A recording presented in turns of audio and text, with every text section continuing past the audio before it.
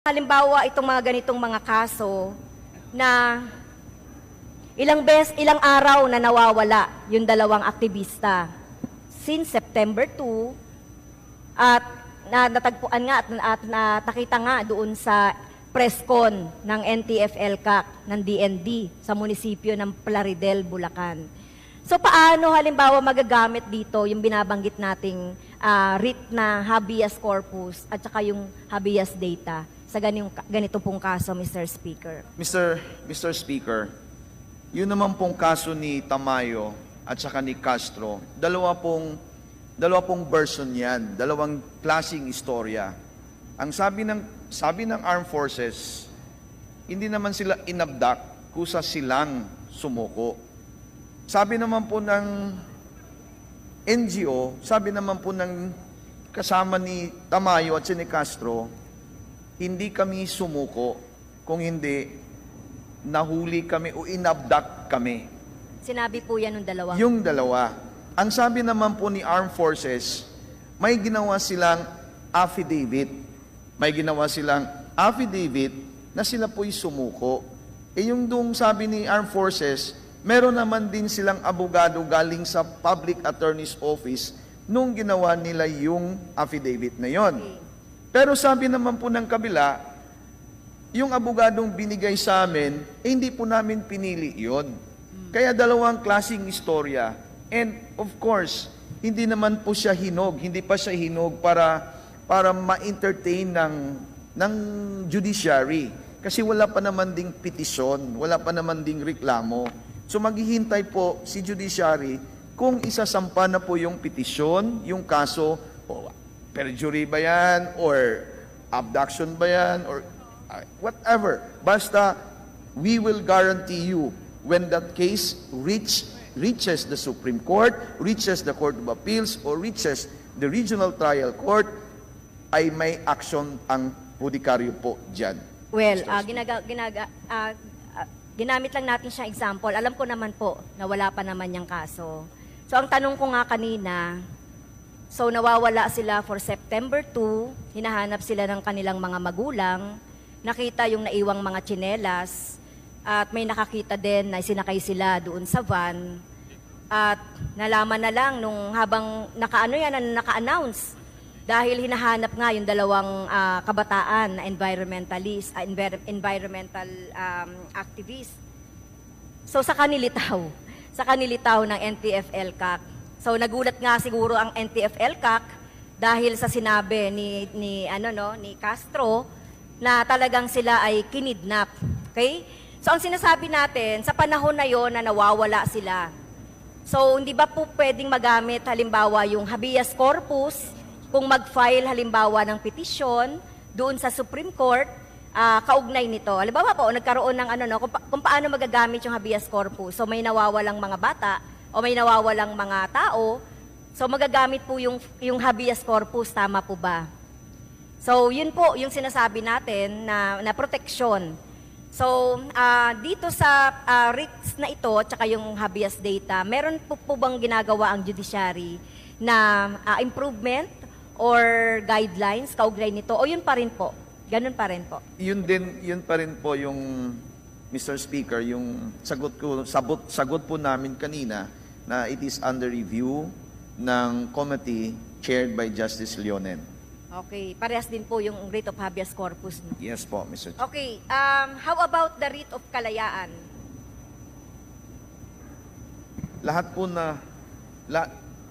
po sila na mga writs na kailangang i-review, yun po ang subject ng committee na inuupuan po ni Justice Leonen po. Okay, so ulitin ko lang po ang commitment, Mr. Speaker, distinguished sponsor.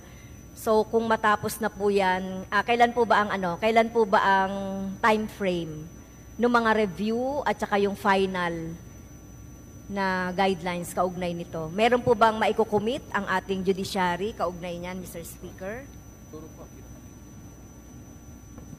The timeline is early next year, Mr. Speaker. Okay, so Salamat po doon sa commitment ng Supreme Court at ating judiciary tungkol sa pagpapalakas sa writ of amparo, pagkakaroon ng bagong protected writs at measures against doon sa violation of human rights. Lalong-lalo na yung tungkol sa mga measures na pwedeng maprotektahan ang ating mga kababayan tulad nila Jonila Castro and Jed Tamano na matapang na tumindig sa katotohanan sa kabila ng banta ng kanilang buhay at iba pang human rights violations na ginawa sa kanila ng mga uniformadong militar. Okay? Next question ko po, Mr. Speaker, distinguished sponsor. Ano naman po yung remedies ng ating judiciary regarding doon sa red tagging? Talamak na term, lalong-lalo na po doon sa mga aktivista, sa mga opposition, o hindi nga lang red tagging, Mr. Speaker, terror tagging. Kapag nagsalita ka lang, kumwestiyon ka nga ng kung ano-ano dito, ay terrorist ka na. Lalo pa at nagkaroon ng kaso, pati yung mga judge ay nare-red tag na rin. So meron po bang nagawang remedy na ang ating judiciary kaugnay dito sa red tagging, Mr. Speaker? Mr. Speaker, yun naman pong red tagging na sinasabi natin o pinag-uusapan ng bayan, at this moment, si red tagging naman na hindi isang krimen. When the law does not define the elements of the crime, syempre naman hindi siya krimen. Pero nung red tagging po is always associated with the remedy of writ of amparo. Kasi yung sinabi naman ni writ of amparo, kung natitreaten ka dahil sa isang kagagawan na isang law enforcement officer o ng PNP, that is the time na pwede kang kukuha or avail the remedy of writ of amparo. So ibig sabihin yan, doon po sa factual situation or allegation, talagang makikita natin kung ano ang pwedeng i-entertain ng Korte Suprema, Court of Appeals, or ng regional trial or the lower courts, kumbaga. So ibig sabihin yan, hindi porke tinawag tayo o nire-red tag, o ikaw, miyembro ka ng ganito, ikrimen yan. Pag lalampas yung law enforcement dyan sa sinasabi nilang ikaw o ito miyembro ng ganito, lalampas sila and susundan ka, iso-surveillance ka, i-background check ka, that is the time that the petitioner can ask for the remedy of writ of amparo or any writs as the case may be. Yes. So ano po ang ginagawa ng Korte Suprema? Ano po ang ginagawa ng hudikaryo? Kung may petition po, pinasyosyokos nila yan. There is always an action in response to the petition. For example, in the case of Ms. Badoy, pending before the Supreme Court, pinasyokos ni Supreme Court si Ms. Badoy. That is an actual response of the Supreme Court or the judiciary.